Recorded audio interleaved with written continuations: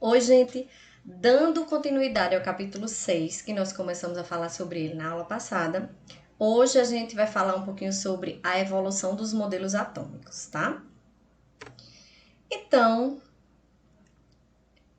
antes de começar a aula, o que é que vocês entenderiam como modelo? Né? Geralmente, quando eu faço essa pergunta, os alunos imaginam aqueles modelos, né, de passarela, modelo lá, que fica mostrando roupas, modelos de óculos, né? Ficam desfilando para a sociedade.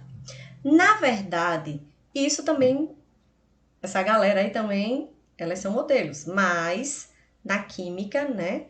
Na ciência, modelo, na verdade, um modelo científico significa uma maneira de representar alguma descoberta científica que não podem ser vistas, ou seja, algo abstrato. Modelo, na verdade, um modelo científico, ele pode ser um desenho, uma maquete ou qualquer forma de representação de algo abstrato. O que é que isso quer dizer? Quando os cientistas descobrem alguma coisa que essa coisa a gente não consegue ver, eles criam um modelo para tentar explicar para a gente como é aquilo ali, como é que aquilo ali funciona. Então, o modelo científico significa dizer que algum cientista descobriu alguma coisa e para explicar para a gente, ele cria um modelo que pode ser em forma de desenho, de maquete. Hoje, devido aos recursos tecnológicos, pode ser um modelo 3D feito em computador, que explica como seria essa possível coisa que esse cientista descobriu, né? Então, como exemplo de modelo científico, nós temos também os modelos atômicos. Os modelos atômicos, né, eles foram descobertos há muitos anos atrás e eles são chamados de modelo porque o átomo, como ele é a menor parte da matéria, a gente não consegue vê-lo. Então, como a gente não consegue ver, eles criaram esse modelo para tentar explicar para a gente como é que seria um átomo. E durante muitos anos, não só um cientista, mas vários cientistas e grupos de cientistas tentaram explicar como é que seria esse modelo atômico, né? Já que foi dito, né, que o átomo é a menor parte que forma a matéria. Então, a gente fala de estudo da evolução dos modelos atômicos porque o primeiro modelo atômico ele foi dito que seria de tal forma, mas logo em seguida um cientista já acrescentou alguma coisa, outro cientista já descobriu outra coisa, até que se chegasse no modelo atômico atual. Então, esses aqui foram os 4 principais cientistas, né, que se relacionaram com o modelo atômico, e a gente vai estudar sobre eles agora. O primeiro cientista a estudar o átomo, né, como é que seria um átomo, foi Dalton, esta personalidade aqui. Em 1803, ele elaborou uma teoria para explicar a constituição da matéria. Então, vamos ver o que foi que ele disse. Dalton, ele criou um postulado para explicar como é que seria um átomo. Para ele, a matéria era constituída de pequenas partículas que eram esféricas, ou seja, o átomo ele tinha formato esférico, formato circular, né, redondo. Esse átomo ele era maciço, ou seja, ele não era oco, ele era totalmente completo, e indivisível, ou seja, você não conseguia dividir esse átomo. Ele era indivisível. Além disso, ele também disse que um conjunto de átomos com as mesmas massas e tamanhos apresenta a mesma propriedade e constitui um elemento químico. O que é que ele quis dizer com isso? Que quando tem, por exemplo, aqui eu tenho 4 átomos, o pretinho, o azul claro, o azul escuro e o vermelho. Vocês podem ver que o tamanho deles é diferente. E para ele, né, para Dalton, ele dizia que quando átomos iguais se juntavam, eles formavam um elemento químico, que a gente vai estudar o que seria esse elemento químico mais para frente. Mas poderia dizer para vocês que alguns exemplos de elementos químicos nós temos o oxigênio, o carbono, o hidrogênio, o ferro, o ouro, tá? Então, para ele dizia que o átomo era uma bola esférica, maciça, indivisível e que quando vários átomos iguais se juntavam, formavam um elemento químico. Aqui eu tenho uma imagem para mostrar para vocês que átomos, né, iguais, quando eles se juntavam, formavam um elemento químico. Aqui tem 3 exemplos. Quando átomos que fossem iguais, de mesma massa, mesmo tamanho, se juntavam, por exemplo, aqui formava um elemento químico hidrogênio. Quando átomos de oxigênio se juntavam, formavam um elemento químico oxigênio. e quando átomos de boro se juntavam, formavam o elemento químico boro. Então, uma bolinha sozinha seria um átomo, quando várias bolinhas, né, que a gente chama de átomo, se juntavam, que se eles fossem iguais, ele chamava isso de elemento químico. Dalton também, ele disse o seguinte, que essa bola, esse átomo, né, por ele ser esférico, ele se assemelhava a uma bola de bilhar. E essa bola de bilhar é a bola de sinuca, né? Algumas pessoas que conhecem. Poderíamos também imaginar como sendo uma bola de biloca, né? Uma bolinha de gude. E esse modelo dele ficou conhecido como modelo da bola de bilhar. Por quê? Porque ele disse que se assemelharia a uma bola de bilhar. Ele dizia que era algo esférico, maciço, indivisível e indestrutível. Você não conseguia dividir o átomo nem destruí-lo, tá? Aí Dalton disse o seguinte, que quando átomos de elementos químicos diferentes se juntavam, formavam substâncias diferentes. O que é que eu quero dizer com isso? Que quando eu tinha um átomo de carbono que se juntava com um átomo de outro tipo, eles formavam uma nova substância. O que é que eu quero dizer com isso? Dalton, ele já dizia que quando os átomos são iguais e se juntam, formavam um elemento químico. Mas se um átomo se juntar com outro que não seja igual a ele, ele vai formar uma nova substância. Ou seja, ele dizia que os átomos, eles não podiam ser destruídos. Quando se juntavam um com o outro, eles rearranjavam-se e formavam uma nova substância. Então, para ele, por exemplo, quando tinha um átomo de oxigênio que se juntava com 2 átomos de hidrogênio, isso aqui formava uma nova substância, nesse caso aqui a água.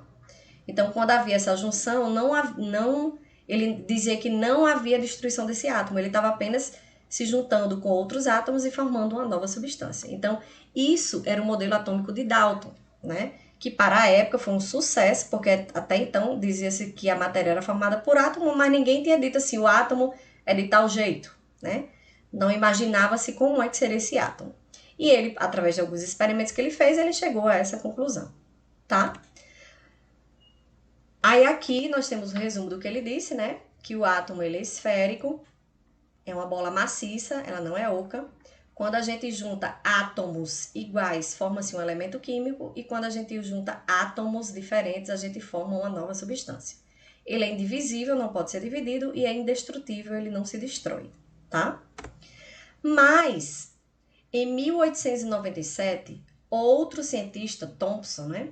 Ele disse assim, poxa, eu não sei se eu acredito muito não, que o átomo seria a menor partícula da matéria. Então, o que é que aconteceu?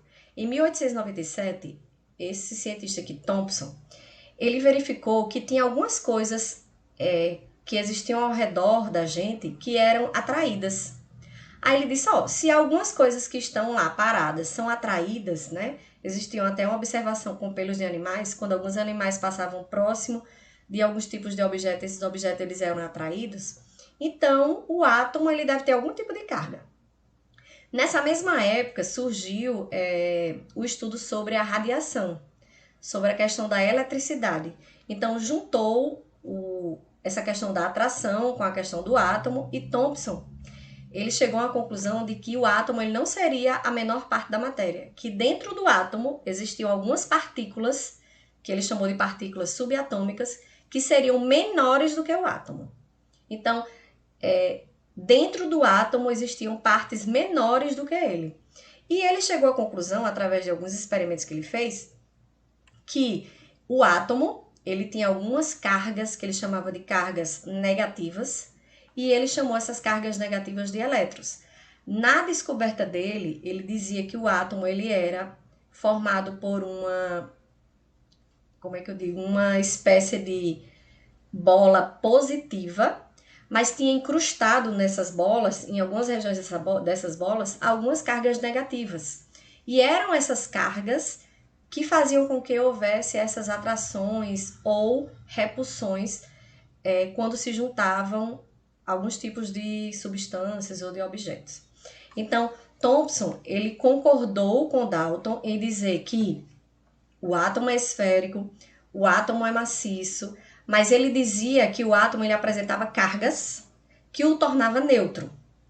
E essas cargas que o tornavam neutro, elas poderiam ter algum tipo de interferência e esse objeto, né, isso que existia lá, algum tipo de matéria, ela poderia ser atraída ou repelida porque tinham alguns tipos de carga que não ficavam em mesmo número e havia essa desconfiguração onde essa matéria poderia ser atraída ou repelida. Então ele dizia que o átomo era neutro, mas que existiam cargas positivas e negativas que se igualavam. A partir do momento que essas cargas positivas e negativas deixavam de ficar em quantidades iguais, havia essa questão da atração e da repulsão. E ele dizia que os elétrons, né, eles ficavam descontínuos. Ou seja, ele dizia que era um fluxo, que a matéria, o átomo, né, na verdade, ele era formado por átomos que era basicamente positivo, com alguns elétrons incrustados, né, grudados nele. E esses elétrons, eles ficavam de forma descontínua aqui dentro do átomo. E esse modelo de Thomson, ele foi conhecido por muito tempo e até hoje por pudim de passas. Por quê? Porque esse pudim seria a parte positiva e as passas seriam a parte negativa. Ou seja, essas passas eram chamadas de elétrons, que ficavam grudadas numa substância, né, numa parte que seria chamada de substância positiva, que mais tarde fizeram alguns estudos e chamaram essa parte positiva de prótons, tá? Então, a descoberta que os átomos apresentavam cargas foi de Thomson. Ele continuou com os estudos de Dalton, mas ele descobriu que o átomo ele não era desprovido de carga, ele tinha algumas cargas positivas e negativas. Que o átomo era positivo e tinha algumas cargas negativas grudadas nele. De forma que essa quantidade de cargas positivas e negativas eram iguais e ele se tornava neutro, mas às vezes havia uma descompensação, né, dessa questão do número de cargas positivas e negativas, e esse átomo ele ou era atraído ou ele era repelido. E esse modelo ficou conhecido como modelo de pudim de passas, tá? Então vocês podem ver que o modelo de Dalton era de um jeito, Thomson adaptou esse modelo de Dalton alguns anos depois. Aí depois, né, como a gente está estudando a evolução dos modelos atômicos, em 1911, outro pesquisador chamado de Rutherford, ele duvidava que os átomos eram maciços. Por quê? Porque ele fez alguns experimentos e ele concluiu o seguinte, ele pegou uma proteção de chumbo e usou um tipo de radiação positiva, e essa radiação positiva ela foi jogada numa lâmina de ouro. E essa lâmina de ouro, né, esse ouro, né, esse elemento químico, se ele fosse totalmente com carga positiva, toda essa partícula que tocasse aqui ia ser repelida. Por quê? A carga positiva com a carga positiva, ela se repele. A carga positiva com a carga negativa, ela atrai. E a carga negativa com a carga negativa, ela se repele também. Ou seja, duas cargas iguais, quando entram em contato, elas se repelem. E cargas diferentes, quando entram em contato, elas se atraem. Então, qual foi a conclusão dele? Ele pegou uma gama de raios positivos e jogou numa lâmina de ouro. Então, se antigamente dizia que o átomo ele era maciço, não tinha brechas nele, ele era totalmente compacto, e Rutherford usou aqui uma fonte radioativa de cargas positivas, sempre que essa carga batesse aqui, ia voltar. Por quê? Porque o átomo ele era todo positivo, né? Até então. Só que Rutherford, ele descobriu que quando ele jogava um jato aqui, né, de radiação positiva, alguma parte dessa radiação passava, bem retinha, uma parte dessa luz era desviada e outra parte dessa luz batia e voltava. Ou seja, qual foi a conclusão que ele teve? Que o átomo, ele não era maciço, ele tinha alguns espaços vazios. Por quê? Porque a radiação conseguia atravessar. Se ele fosse maciço positivo, a radiação que era positiva batia nele e voltava, porque cargas iguais, elas se repelem. Só que uma parte passava direto, outra parte passava e desviava, e a outra parte batia e voltava. Ele disse, oxente, então isso aí não é nada maciço não. O átomo ele apresenta espaços vazios, então isso aí foi outra descoberta. Aí o que é que ele descobriu também? Que como a maioria das cargas conseguiam passar, né, a maioria dos raios conseguia passar, então esse átomo ele tinha muitos espaços vazios E como outra parte passava e desviava, é porque uma parte realmente desse átomo era formado por cargas negativas, porque o positivo batia no negativo e desviava um pouco, né? Havia uma pequena repulsão. E outra parte batia e voltava. Só que essa parte que batia e voltava era mínima. Aí qual foi a conclusão que ele chegou? Ele chegou à seguinte conclusão, né? As partículas que batiam em alguma região e retornava, batia numa região positiva, porque essa radiação ela era positiva. Outra parte que passava direto, ele dizia que passava por brechas, passava em linha retinha, então tinha espaço vazio no átomo. E outra parte que batia, né, em alguma parte do átomo e desviava, é porque tocava em alguma carga negativa e era um pouco repelido. Então, o que é que ela observou? Que grande parte das partículas alfa atravessavam a lâmina de ouro sem sofrer desvio, ou seja, tinha muito espaço vazio. Uma quantidade muito pequena de partículas não atravessava a lâmina e voltava, ou seja, uma pequena parte do átomo é que tinha carga positiva. E algumas partículas alfa sofriam desvios ao atravessar, ou seja, tinha realmente cargas negativas que quando a positiva batia, tinha um pequeno desvio. Com isso, Rutherford ele chegou à seguinte conclusão, que o átomo ele não era maciço, ele tinha espaços vazios, que existiam cargas positivas e existiam cargas negativas no átomo. E as cargas positivas, elas eram concentradas no meio do átomo, numa região muito pequena, porque pouca quantidade de radiação voltava, e que outras regiões que pertenciam ao átomo eram negativas porque a radiação batia e passava, mas com desvio. Então, ele chegou à conclusão de outro modelo atômico, que o átomo ele é formado por um núcleo central, e nesse núcleo central é onde estão as cargas positivas, e que existe outra região que é formada por espaços vazios e cargas negativas, que ele chamou de elétrons. E ele disse também que a maior parte da massa do átomo está concentrada no núcleo. Então, isso aí já foi uma descoberta bem diferente, né, do que havia sido descoberto até então, porque até então o átomo era maciço. Rutherford que disse que não, o átomo tem espaços vazios, porém tem cargas positivas e negativas. E ele disse mais ou menos como é que essas cargas positivas e negativas estariam dispostas. Até então, as cargas positivas estavam em todo o átomo, e existiam cargas negativas incrustadas no átomo. Carga positiva com incrustações de cargas negativas. Aí Rutherford diz que não. A carga positiva ela é mínima, ela está no núcleo do átomo. E os elétrons, que são as cargas negativas, estão espalhadas pelo restante do átomo, mas também tem espaços vazios. Tá? Então, esses modelos, esses 3 modelos que eu apresentei até agora, foram evoluções dos modelos atômicos. E agora a gente vai falar um pouquinho sobre o modelo atômico atual, tá?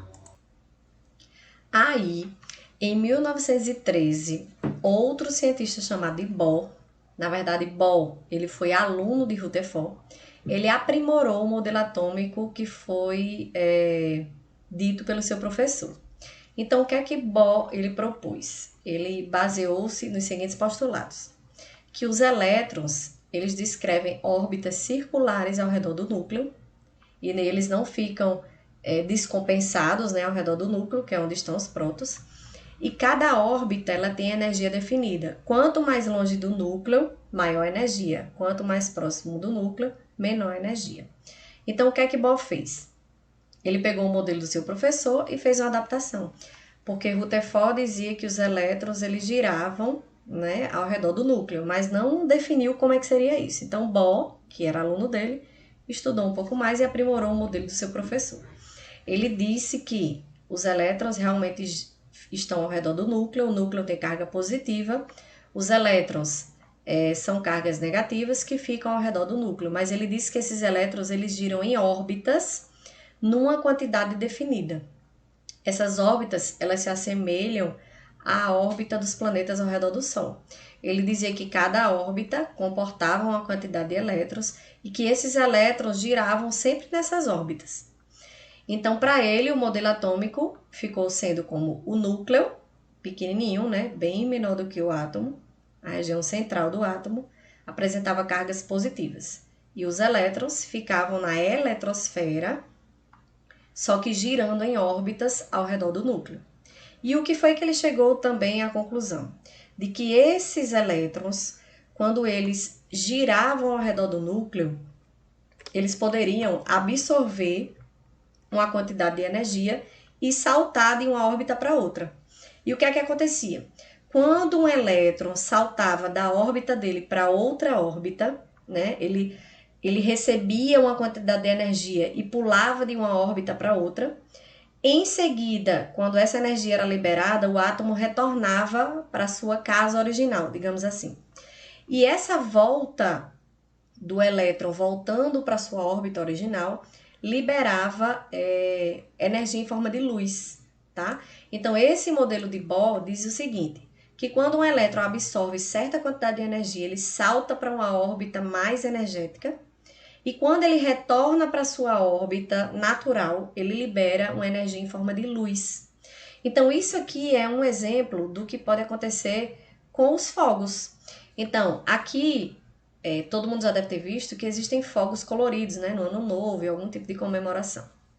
Esses fogos coloridos, eles são coloridos por quê?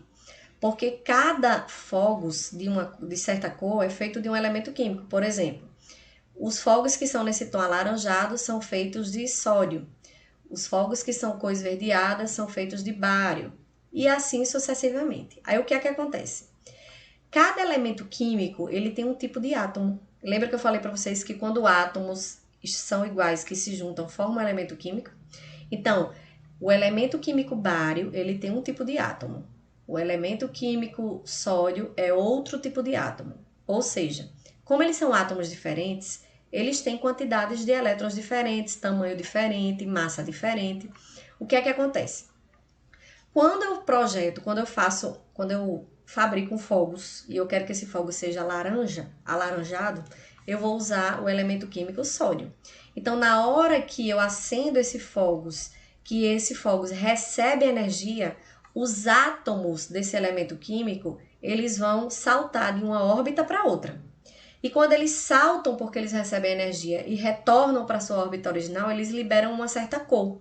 Então, o sódio, na hora que o átomo pula de uma órbita para outra e volta, na verdade não é um, são vários. Quando os elétrons, pulam de uma órbita para outra, que retornam, o que é que acontece? Liberam a luz. Esse átomo, se for de sódio, libera uma luz dessa cor. Se for de cobre, libera a luz azulada. Se for de estrôncio, libera a luz vermelhada. E é assim que os fogos eles são feitos. Cada fogos tem uma cor, porque cada fogos é feito de um elemento químico e cada elemento químico tem átomos diferentes. Como os átomos são diferentes, os elétrons, a composição desse átomo é diferente. Então, quando o elétron salta de uma órbita para outra, quando recebe energia, que retorna, libera um tipo de energia em forma de luz.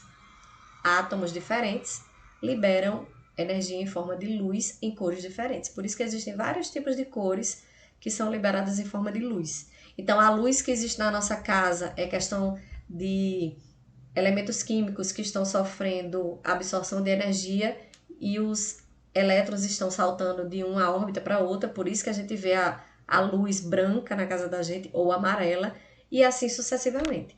Então, os elementos químicos que constituem as coisas são formados por átomos. Os átomos apresentam essas cargas, né, elétricas positivas e negativas. No caso das positivas são os prótons, dos elétrons são as cargas negativas.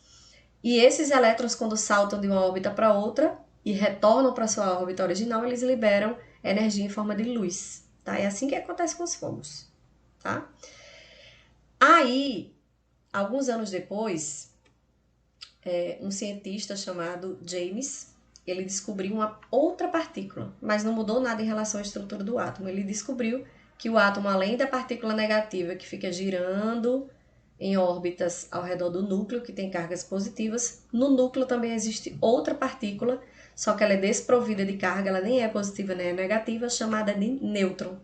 Então, o modelo atômico, né, o modelo atômico atual hoje é o modelo de Rutherford Bohr, porque Rutherford descobriu e Bohr aprimorou. E esse modelo, ele é descrito dessa forma aqui, que eu acabei de explicar para vocês. Até que venha outro cientista, faça alguns experimentos e prove que o átomo não é assim, esse será o modelo atômico atual, né? O modelo atômico de Rutherford-Bohr, que é proposto dessa forma aí. Então, vocês podem ver que a evolução dos modelos atômicos mostrou que o átomo, ele foi descoberto, descobriu-se algo sobre ele, depois descobriu alguma coisa mais, outra coisa mais, outra coisa mais, e hoje o modelo atômico atual é esse aqui, tá? Que é o modelo atômico de Rutherford-Bohr, que tem cargas positivas, cargas negativas, e James complementou dizendo que além dessas duas cargas, existe a carga neutra, que também está localizada no núcleo, tá? Então, a aula de hoje foi isso, né? Estudamos a evolução dos modelos atômicos e vamos seguindo e aguardar a próxima aula.